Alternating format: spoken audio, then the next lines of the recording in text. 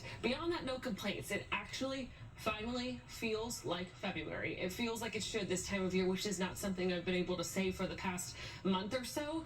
Temperatures will climb into the mid-upper 50s through mid-morning, and then we will make a run for the low 60s by the time we get to about 2 o'clock this afternoon. From there, clear skies and calming winds will help our temperatures to cool very efficiently. So when we look at tonight's lows, they're some of the coolest we've seen in quite some time.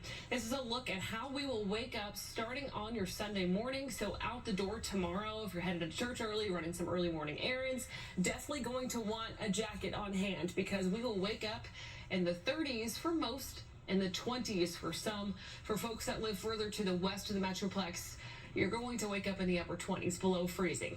For the Metroplex, Dallas and Fort Worth, we're talking mid-30s. You'll move out to the south and east, we're talking upper 30s, even close to 40 degrees for a few spots. So looking across North Texas as we speak, it's going to continue to move to the south and east. And as it exits our area, that's when the winds really start to jump, where we see gusts exceeding 30 miles per hour pretty frequently, in fact, through the afternoon today.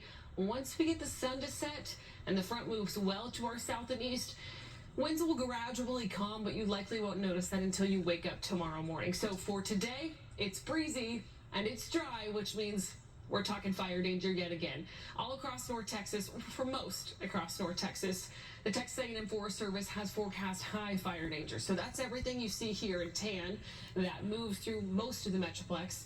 And then everything you see in blue filtering into the west, that's moderate fire danger. But for the sake of the forecast today, I'm going to encourage everyone to take off any outdoor burning from your to-do list today. A reminder, still 20 of our counties actively under a burn ban, meaning that is prohibited anyway. Even if you're not, though, with this kind of setup, even the smallest spark or flame will spread very quickly. And unfortunately, it's already been a very active wildfire season for friends up in the Panhandle, where we still have 2 major wildfires burning.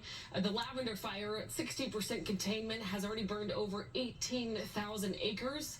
And then just to the south and east of that, we've got the 8-Ball fire, 80% containment, and it's burned 13,500 acres and counting, again with breezy conditions in play, not only here in North Texas, but all across the state today. This is pretty harsh conditions for firefighters to battle. Thankfully, we will see winds calm as we step into your Sunday, again, here in North Texas, but statewide as well. They still move in out of the north, 5 to 15, maybe a couple isolated gusts close to 20 miles per hour. By Monday, they are much calmer out of the north and east, 5 to 10. Then we head to Tuesday, and they are right back, 15 to 25, gusting 30 to 35. But take note of the direction this time around. Now they flipped. They're out of the south.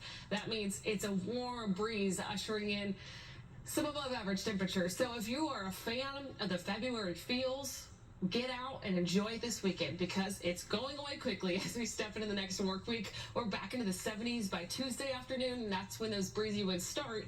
And then they push us into the 80s by Wednesday. 82 is your forecast high by midweek next week. Typically this time of year, we've got an average high of 62. So we're talking 20 degrees above average.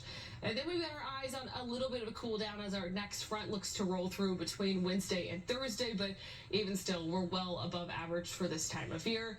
And in terms of rain chances, really, there's not much to talk about, unfortunately. It's still very dry in our forecast. I've got a small chance to maybe find some isolated sprinkles today, really through the afternoon hours. Then we will shut off the tap for anyone that does see rain. From there, it's just dry. And it's not only dry through the start of the work week, it's dry really through your 7-day forecast.